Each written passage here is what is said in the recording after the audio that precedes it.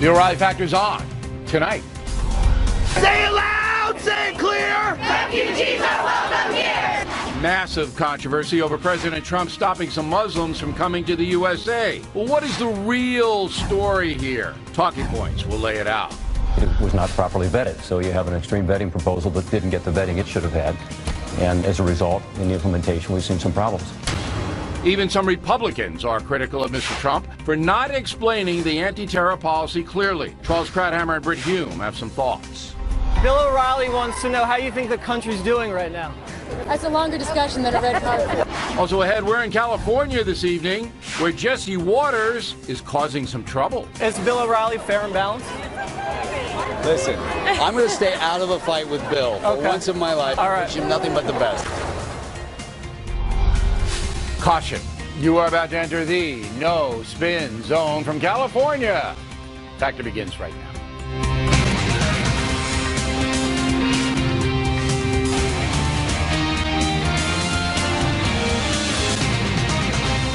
Hi, I'm Bill O'Reilly reporting from Los Angeles. Thanks for watching us tonight. Extreme vetting. That is the subject of this evening's Talking Points memo. President Trump's executive order stopping the flow of refugees into the USA until a new system of evaluation can be put into place is causing major dissent. So let's examine the situation in a fair way. Last year, about 85,000 refugees were admitted to the country, nearly half of them Muslim.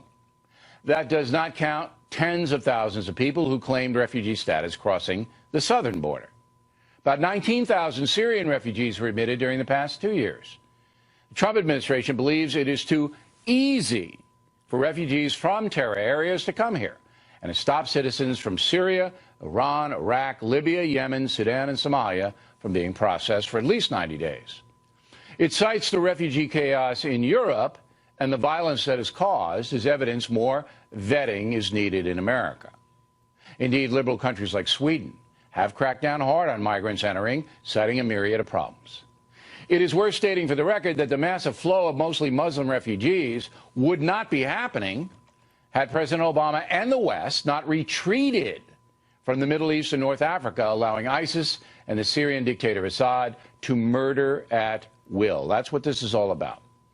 Also, and I bet you didn't know this, President Obama stopped most refugees from Iraq from coming to America in 2011.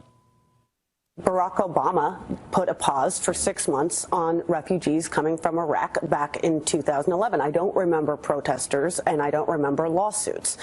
So I think the bigger question, if this is a temporary pause, which is designed for us to improve and look at our vetting processes, and it indeed temporary, I don't necessarily think that's an outrageous idea. Now, here in the USA, we've had our share of migrant terror. All 19 Muslim killers on 9/11 walked on in here. So did the Boston Marathon murderers, Muslims from Central Asia. One of the San Bernardino killers was from Pakistan. The Orlando mass murderer came from a Muslim immigrant family, as did the terrorists who attacked them all in Minnesota. So it is certainly responsible and logical for a new president to institute updated protections for this country by ordering specific temporary immigration actions. Is it not? However, it's also responsible for a federal judge to order that foreigners with the proper credentials already issued not be punished. There should be room for a case-by-case decision-making, as Republican Senators McCain and Graham have requested. If Muslims from terror areas have helped the USA, they should obviously be given waivers. In addition, it would be wise for the Trump administration to develop a strong outreach to the Muslim world. We need their support to defeat the jihad. In the past, Talking Points has proposed that NATO troops set up safe zones for innocent people threatened in places like Syria. Right now, Turkey is overseeing many of the refugee camps. Led by America, NATO should assist Turkey, Jordan, Iraq, and other countries willing to protect innocent people at risk. Summing up, President Trump is being responsible, setting up new refugee standards, as long as they are fully explained and expedited in a timely manner. We don't want to tarnish the message the Statue of Liberty sends. Also, the administration must be willing to grant exceptions and, above all, should help refugees survive in the terror zones abroad. We should do that. Protecting Americans is obviously priority number one, but the nobility of our nation demands we help suffering, helpless people if we can. And that's the memo. Now for the top story reaction, joining us from Washington, Charles Krauthammer. So the big picture is what I want to talk to you about. The vetting itself, or extreme vetting, as Mr. Trump calls it, that's not a bad thing, is it? No, but what you have to have is a policy that you vet before you loose it on the world in the most amateurish, botched way. I mean, it is utterly ridiculous. First of all, to give no guidance as to what you do with somebody holding a green card. Then you change the guidance. You should have stated from the beginning, if you have a green card, you're not going to be stopped. They were stopped. That should never have happened. So It's not only that they rushed it, they did it in a terrible way. In theory, of course, you want to have a strengthened vetting process. A new administration should have the chance to review procedures, but you don't announce that you're going to all of a sudden have a new process and stop everybody who's already flying, already in the air with a valid visa, and stop them when they land. What you do is you say that was a mistake, but I think 24 hours later, that mistake was largely corrected. So we don't have that now. There are new guidelines now, right? Right, but what I'm saying is, what about people who worked for us during the war in Afghanistan and Iraq as interpreters? They're going to be let in. We understand that they're going to be let in. Why wasn't that announced from the beginning? Because it was rushed. They did it too fast. And what's the rush? Are we getting a huge influx of Somali terrorists? Tell me. Where is the issue? Well, here's what the rush is. In the 16 years, in my opinion, in the 16 years since 9/11, we haven't had a single attack where an American has been killed on American soil by anybody coming from these lands, these 7 countries. So what's the rush? You see what's happening in Europe. You see what's happening in Europe, and that was a justification. Look, I wouldn't have rushed it. I'm just telling you that the initial mistakes seem to have been corrected within 24 hours. But the bigger picture is this. President Trump believes that his base is fine with all this, and that the people who are demonstrating at the airports, the people who hate him, no matter what he does, all right, are actually helping him build political power. Because most Americans in the middle are saying, you know what, this is an overreaction, this is kind of insane. Let Trump at least give him a chance to institute these things. Now, I agree with you, he could have done it more methodically. But I think the bigger picture is that the president believes he's building a stronger political base by fulfilling campaign promises. I don't think that's going to succeed. Look, he was elected by 46% of the population. That's not a terrible thing. Clinton got less, Lincoln got less. But nonetheless, it's not a majority. And you want to build out from that majority. What he's doing is antagonizing not just the haters who would never support him no matter what, the Hollywood left. We're not appealing there. We're talking about ordinary folks who support the idea, for example, of the vetting process. That it should be strengthened. So you believe that this order, see, I think I depart from you on this, but I could be wrong. So you believe that this order has alienated more people than would cheer him for it? See, I think that most Americans are saying, okay, we understand it wasn't done in the best way, but we support why shouldn't you do something in the best? Why shouldn't you do something in the best way? But nobody's perfect, Charles. I mean, yeah, I know. But the idea that nobody can do a head count on this, but you're saying the way to govern is to antagonize people, to botch your policies? No, I said he should have a big... I would have announced a big Muslim outreach along with a policy on this, as I clearly stated in the talking points. So I'm not justifying it. It should have been, look, it was very amateurish. The point is, this is not how you gain support, by botching the announcement and the implementation of the policy. I'm not so sure about that. I think... Well, then you're giving me a theory. I know that Trump supporters are applauding him. And I think that the people in the middle are saying, you know, we're getting a little fed up with these demonstrations. Last word.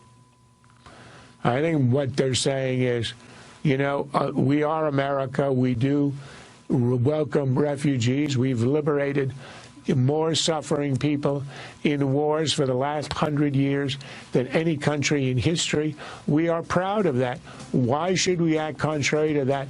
For no particular reason. That's why we need that outreach. We are not safer today than we were a week ago, and that's the point. All right. Charles, good debate as always. Next on the rundown, more terrorism, this time in Canada.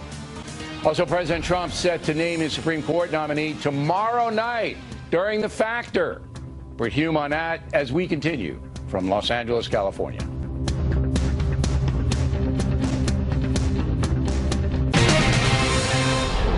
Continuing now, the lead story, extreme vetting to prevent terrorism in the USA. As you may know, 6 people are dead, 17 others hurt after a college student allegedly shot up a mosque in Quebec, Canada.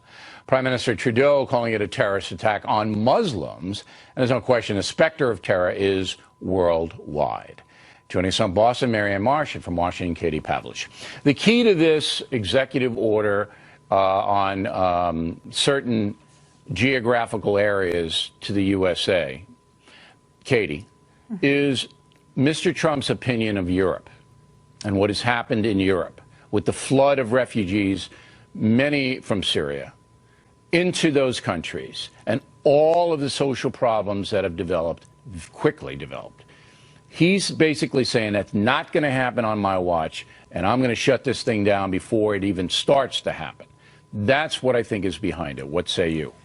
Well, and that's what Sean Spicer argued at the White House briefing today as well, that Donald Trump wants to be on offense when it comes to dealing with these threats, not always on defense after these things happen. You had Stephen Miller this morning on Fox and Friends citing the attacks in Europe that we've seen with the trucks running people over in the streets. So, yes, I think it comes from that. But I also think it needs to be reiterated that the Trump administration took these 7 countries from the Obama administration, which identified these countries as hotspots of terror. Could there be more countries on the list? Sure. Turkey has ISIS running all over the place. Pakistan, of course, is where the San Bernardino problem came from. So there are some things that can be changed. But I do think that he's seeing what has happened in Europe, the challenges that Angela Merkel has been having in Germany, the rape epidemic in Sweden, and saying, let's prevent that from happening here. And I think he's taking ISIS at its word when they say that they're hiding fighters in the refugee stream, whether it be through Greece into Europe or whether it be through the system we have here in the United States.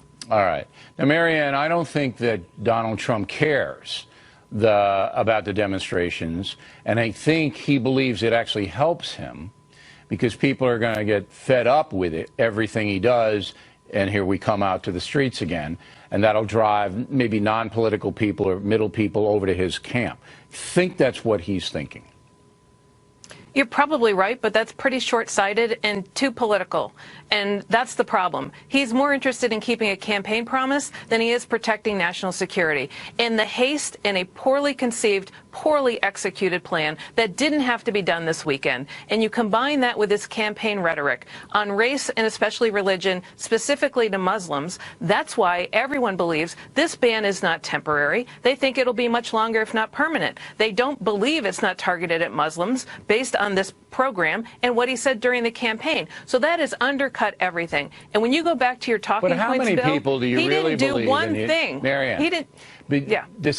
All right. Putting aside the intelligentsia and the people that you hang with in Cambridge, Massachusetts, how many people in America, all right, working class people, really, are going home going, gee, those poor Muslims in Iraq and Iran, they should be able to come here. Come on, Marianne. That's not a major topic. Security is, but it's not a major topic among the working class people in America. It's not.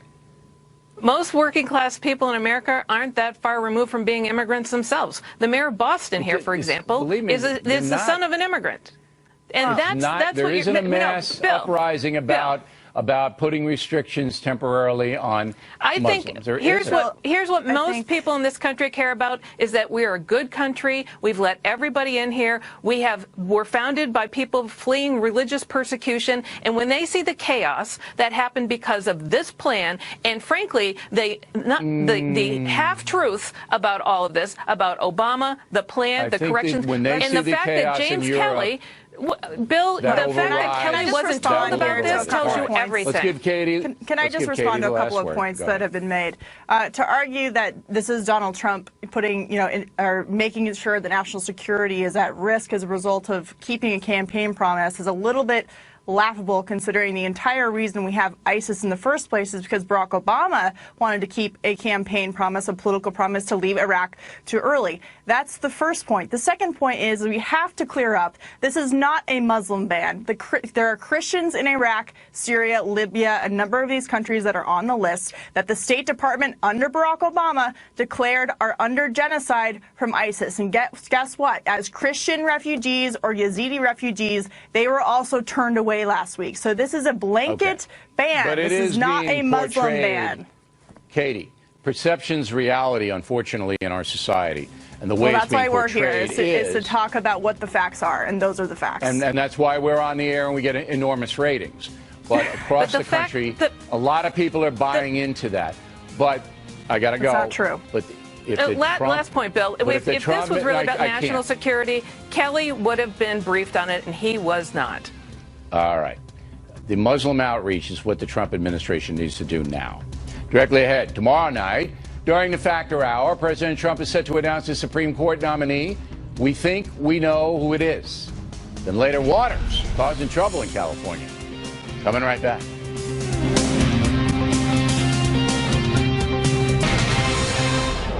Hume Zone segment tonight, President Trump's pick for the Supreme Court. Apparently, the president will announce the name of the judge he would like to see on the court tomorrow in the Factor Hour, 8 to 9 Eastern Time. The favorite is 49-year-old Neil Gorsuch, federal judge currently sitting in Colorado. Two other judges are under consideration, William Pryor from Alabama, Thomas Hardiman, who works in Pennsylvania. But it is Judge Gorsuch who seems to have the inside track. Joining us now from Boca Grande, Florida, Britt Hume. First of all, can the Democrats block President Trump's choice? Yeah, they can, Bill, if they filibuster it. The Republicans don't have 60 votes, which is what you need to shut down a filibuster. They only have 53. So if a filibuster were mounted, it would halt the consideration of the nomination until it ended. And it could be ended if the Republicans were able to round up 7 Democrats to vote with them. They could shut it down. Only once before in history has a Supreme Court nomination ever been filibustered, and that was the last Republican Supreme Court nomination, that of Samuel Alito. That filibuster failed, and Alito was confirmed. All right, but it looks to me that it's going to be very hard for the Trump administration to get 7 Democratic senators. 2 or 3 I can see. 7, there's going to be tremendous pressure on those people to stay within the party. Yeah, there'll be pressure on them to stay within the party. You're right, Bill. On the other hand, there's 25 Democratic senators are up for re-election in 2018, and many of them from states that that Mr. Trump carried, and they will be under some pressure not to buck him on this. So we'll have to see. A lot will depend on who the nominee is, on how the hearing goes, and all the rest of it. I expect it'll be an all-out attack, and it will be hard for them to get 7 nominees. The other option, of course, would be for the Republicans to follow through on what the Democrats already started, when the Democrats basically blew up the filibuster for nominees below the level of the Supreme Court. If that were to happen, and that could be done with just 51 votes, then the filibuster would be out the window and the nominee would be approved. All right, so that gets a little complicated, but there are rules that they might be able to get around the filibuster. Handicap it. Say it's Judge Gorsuch, who's not a real controversial judge like Pryor is. That's why I don't think Pryor is going to be nominated. Say Gorsuch gets the call. What are the odds that he will be on the Supreme Court, in your opinion? Well, I'd say they're better than 50-50, certainly better than 50-50, because most Supreme Court nominees are confirmed, and only once before has a filibuster been used to block one. However, the Democrats will likely argue that because the Republicans refused to take up the nomination made by Obama at the end of his term and left that nomination untouched and therefore not approved, that they can do it too. That they are within their rights to block this nominee and to use whatever means are necessary to do that. So I think that's how the equities would fall there, and that's what the argument would be. It's going to be brutal. You know, and the other thing is you can't rule out the possibility that the judge goes before the Senate Judiciary Committee and he'll be peppered with hostile questions, that he handles them so well and so deftly that the case against him sort of falls apart. Yeah. That will be something you'd have to see. That was the problem that Robert Bork had. Robert Bork didn't handle the politics of his hearing very well, and it made him more vulnerable, and he was eventually defeated. Now, the other possibility, of course, is that the nominee does so badly the Republicans back away from him, and they no longer have the votes to confirm. But I think that's less likely in this case. That's remote. Okay. Real quick, I thought there was a lot of media hysteria over the Trump executive order on the refugees. Roll the tape. I don't want to be hysterical, but this literally could be a matter of life and death. He chose to punish ordinary men, women, and children who are fleeing terrorism and violence. These people are the roadkill of Trump's posturing. Okay, so on and on and on and on. Did you see it that way, that it's a little hysterical in the media? I thought it was quite hysterical. When you boil it down, as it turned out yesterday, it seems, in Los Angeles in particular, where the demonstration against what Trump had done clogged the streets and roads so badly that I think more people were inconvenienced by the demonstrations than were inconvenienced by his order. Now, it is manifestly true, as you and Charles discussed, that this thing was executed and rolled out very clumsily, and it caused some needless delays and headaches. But the underlying policy is not unreasonable. Even if you disagree with it, it is a temporary measure designed in the president's mind to provide an opportunity to strengthen the vetting that goes on, and then it is supposedly going to be lifted. Now, people say it won't be. What remains to be seen. But for the near term, a lot of what is being said about this is, as those two sound bites suggest, basically hysterical. Yep, it is. All right, Brit Hume, everyone, thank you. Plenty more ahead. As a factor moves along this evening from Southern California, will Americans turn away from Hollywood entertainment because of the anti-Trump sentiment out here? Then later, waters annoying many Californians. Is Bill O'Reilly fair and balanced? What's all the thing with Bill O'Reilly? He's my boss. He couldn't make it here tonight. Can we talk about the dress or like... Yes, tell me a little bit about the dress. We hope you stay tuned for those reports.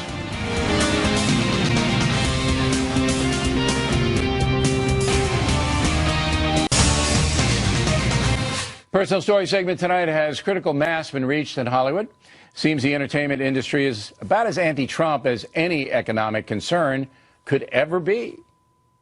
Good evening, fellow SAG-AFTRA members and everyone at home and everyone in airports that belong in my America. You are a part of the fabric of who we are, and we love you and we welcome you. That last night on the heels of President Trump's refugee order. With us now, the co-president of The Hollywood Reporter, Janice Mint. So I think, and I'm in the movie business, as you know now, I'm kind of a mini mogul, all right? Because they make my books into movies. I think critical mass has been reached. I think the Trump supporters, all right, 46% of the electorate that voted for him had it with Hollywood. They've had enough. And that's going to show up in economics. They're not going to see some of the movies. They're not going to watch some of the TV shows. Am I wrong? I think you have a point to some degree. I think these award shows, you know, you've been to them, I go to them. The Room, you are speaking, you are preaching to the choir when you give one of those speeches. And you get very caught up in the moment.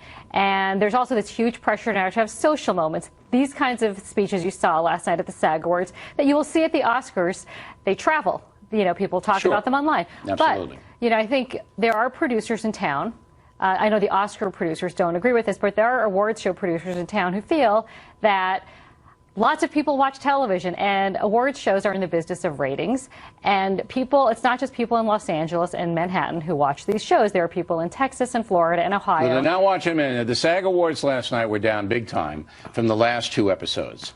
And so I think a lot of people just started to hear this stuff and then turned it off. Well, people come to these shows for escape. They want entertainment. They don't want politics. You have been watching. If you were tuned into the news all weekend, it was protests, it was stuff about Trump and Steve Bannon, and you couldn't escape it. And so there's a mindset among some people that you want to turn on the TV on Sunday night and have your release from all of this. But it's more than that, though. You know, Ashley Judd giving that speech, I think she ruined her career. I do. Well, as a leading woman, I mean, she can still act and get roles, but as somebody who can open a movie or they're going to feature, it's over. Well, it's over. I think what we learned from this past election was that the right is as mobilized as the left is online now. That's right. And all you have to do is do one search of boycott liberal celebrities. And there's a lot of danger for these celebrities who depend on the public to buy their product. Yes. A lot of danger. Now, reverse McCarthyism, all right? If there had been a SAG, I'm a member of the Screen Actors Guild, I'm a member of the union. So say I had been giving out an award last night, which they would never, see, you're laughing. She's laughing. That would never happen out here. Although I did give a Kennedy Center's Award out. Yes. But they would never invite me. But if I had, I would have said, you know what, we should all calm down because the actual order isn't that bad. The execution may have not been good, but the order, you know, it makes a little sense. They would have booed me. I would have got, you know, they would have. The hook. Right. I would have, the band would have started to play if there was a band. I mean, people would have had heart attacks. And then I would have I would have been ever invited anywhere again. Isn't that reverse McCarthyism? This is a town with almost a singular mindset. Is it reverse McCarthyism? Yeah, because you can get banished. You know, say I was an actor, not a brilliant journalist, all right? And say I depended on producers hiring me, and I said something like that at these SAG Awards. I wouldn't work. Okay, I think there are actors of high caliber, and I would put you among them, not as an actor, but as a figure in Hollywood. Jon Voight, for example. People, Gary Sinise, they can work. They can be outspoken. They have a platform. But I think if you are, you know, the struggling up-and-comer. Marginal. Yes, I do think that there are going to be people who will. That's an excellent point, because there are outspoken conservatives who still work. Last question. Mel Gibson. Yes. That surprise you? Get nominated for Best Director and Best Picture I mean, Hollywood loves narratives, right? Yeah. People get built up, they get torn down, they get built back up again. So after this time, they've forgiven him? They've forgiven him. Really? And I think people like this. They've largely forgiven him enough. Let's remember who's in the Academy: elderly people, you know, a lot of women. Like it is. They forgave him. These are the people he largely offended. And remember, we have one agency, WME, who fired him, who refused to work for him, and now he goes and signs with the rival across the street. Yeah, I was surprised. And most of the people I know in the business were surprised at Gibson. But it was a good movie. It was a great movie. Yeah, Hacksaw Ridge. So, Janet, it's always a pleasure to talk with you. Thank you. Nice to see you. Thank you. Really appreciate it. We come right back. Karl Rove on how President Trump should handle all of the controversies coming his way. Then Waters doing what Waters does in California.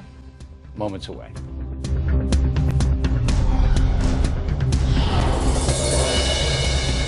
For 16 years and counting. Thanks for staying with us. I'm Bill O'Reilly in the Unresolved Problem segment tonight. There's no question that President Trump is causing controversy with his executive orders. He knows it. But politically, is that a good or a bad thing? Joining us now from Austin, Texas, Karl Rove. Okay, so I could be wrong on this, but I don't think I am, because I know Mr. Trump very well. He believes that all of this controversy, including the refugee stuff, all right, even though they're walking it back now, in the sense that they're allowing people with green cards in and all of that, helps him. It fires his base up, and the people in the middle are getting fed up with the anti-Trump people. Am I wrong? Well, there's some truth in there, and I agree with some of it, and I disagree with some of it. Look, every action may have the tendency to strengthen the enthusiasm of your supporters. But in this instance, I think that the controversy is hurting him more than the controversy is helping him. And I think he could have gotten a lot of the good out of this by being a little bit more deliberate and not looking like this was, you know, being hastily thrown together. If you want to get something to drive it home, Don't do it at 5:30 on Friday night. That's when Washington tries to bury news. Don't do it by issuing a piece of paper and not being able to brief reporters for 2 hours on what's going on or hand out a piece of paper. Sunday morning, I'm still trying to get a copy of the executive order off of the White House website. I have to get it off of the New York Times website for Fox News Sunday. So get your act together. Imagine what would have happened if rather than doing it on Friday night, he had a big thing on Monday, or better yet, the day after his Secretary of State is confirmed, and he's standing there surrounded by the Secretary of State and the Homeland Security Secretary, and he says, "I'm declaring today an immediate suspension of the issuances of visas to these 7 countries. Here's why. We're going to take 90 days to come up with extreme vetting.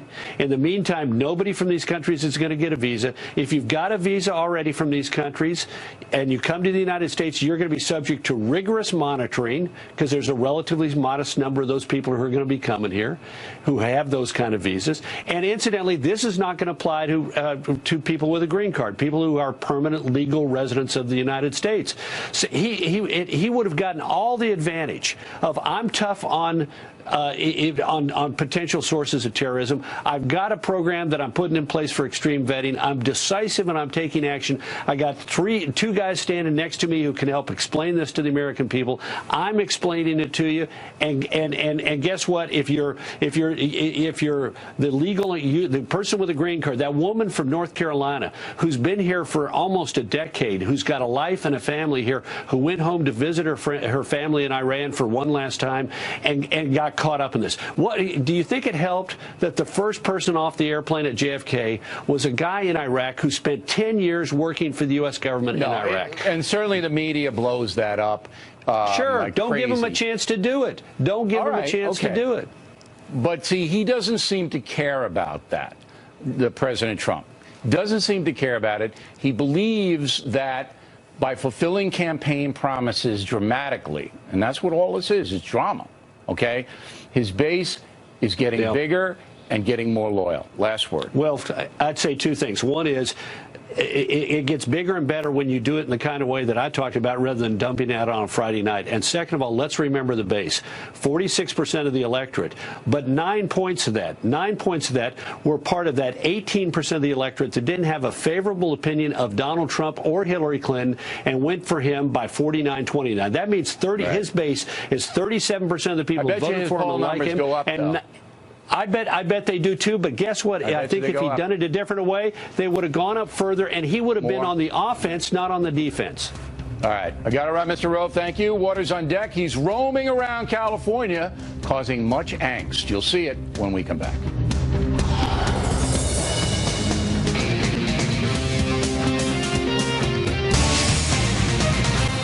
Back at the book segment tonight, we're out here in California for a few days. This state is the biggest audience for The Factor. We come out from time to time, say hello to the folks.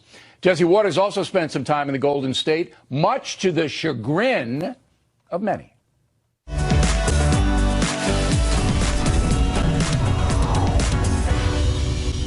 How would you define this state? California is very diverse. There's also political and governmental things that need to happen. Taxes are so high here. People moving to Texas. Deep in the heart of Texas. Gas is really expensive too. You need to go buy a Prius. No. What the hell is this? It's a Prius. I'd like to see an environment that's more friendly towards business, that understands that government is not the solution. I think the education system could use some help too. We ain't got no money. 1 minute, they're going one way, and then the next minute, they're going another way. One is going east, and the other one is going west, so what? All right, whatever. And this guy's saying, what do you want from me? What do you think about the state of the nation right now? Oh my gosh, I'm not even thinking about that right now. I think we're kind of pissed off right now as a country.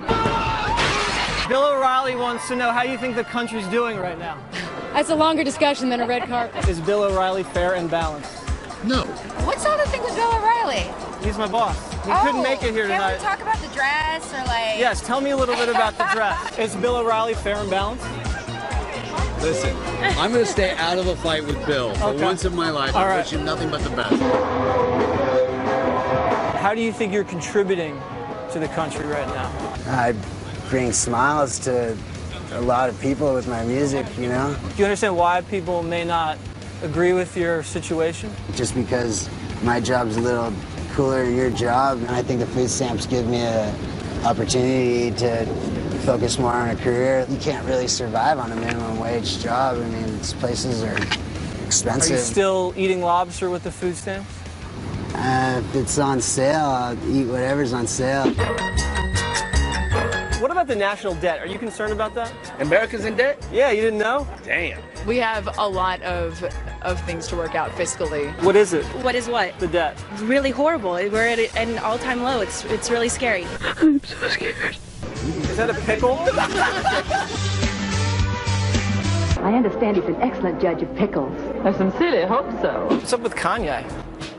Wow. Kanye's just being Kanye. I think Kanye might be a narcissist. And trust me, I know the symptoms. I look good. I mean, really good.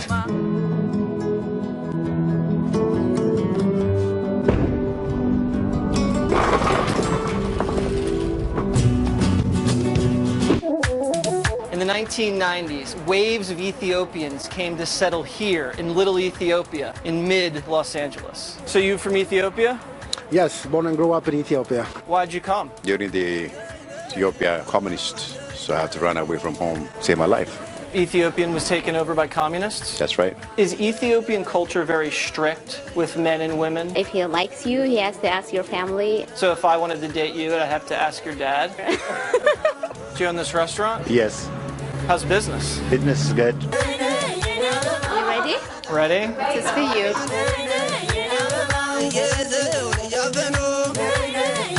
I feel very close to you right now. Your dad's not around, is he?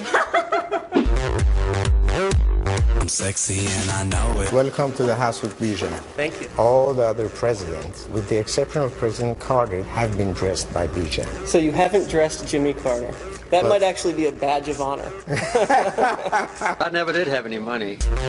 How much would that cost? $17,000. This one is a crocodile. Crocodile? $110,000. Get the out of here! No, I cannot! Hey, Bill, we picked up a Porsche for you. They're gonna put it on your tab. Jackass! Waters. Tip of the day, another amazing demonstration of generosity by Factor viewers. The tip, moments away.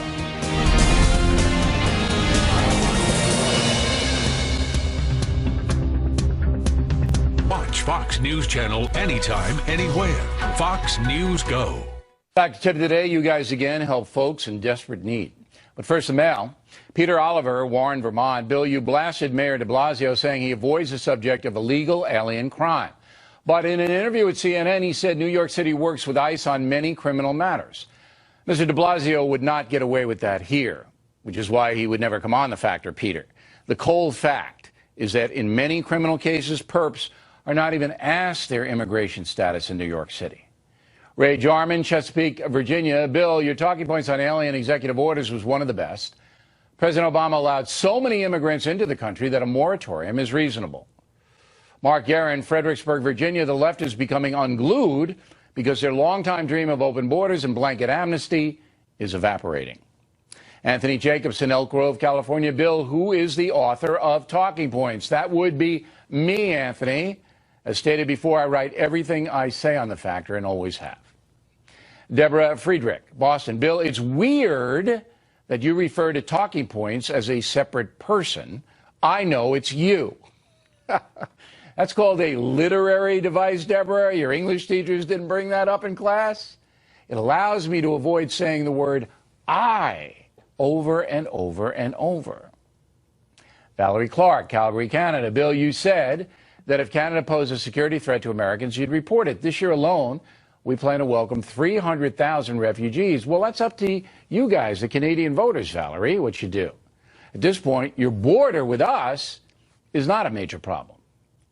Thomas Tashert, Hawthorne, New Jersey. There were no arrests at the Women's March. I guess their behavior wasn't as outrageous as Judge Pirro claims. She was clearly talking about hateful rhetoric from some of the speakers, Tom. The protesters were not at issue in that discussion. Marie Shelton, La Quinta, California. Congrats on the Factor's most excellent ratings. How are they determined? Never understood. The Nielsen Company accumulates data from a sampling of Americans watching TV, Marie. It's much like polling.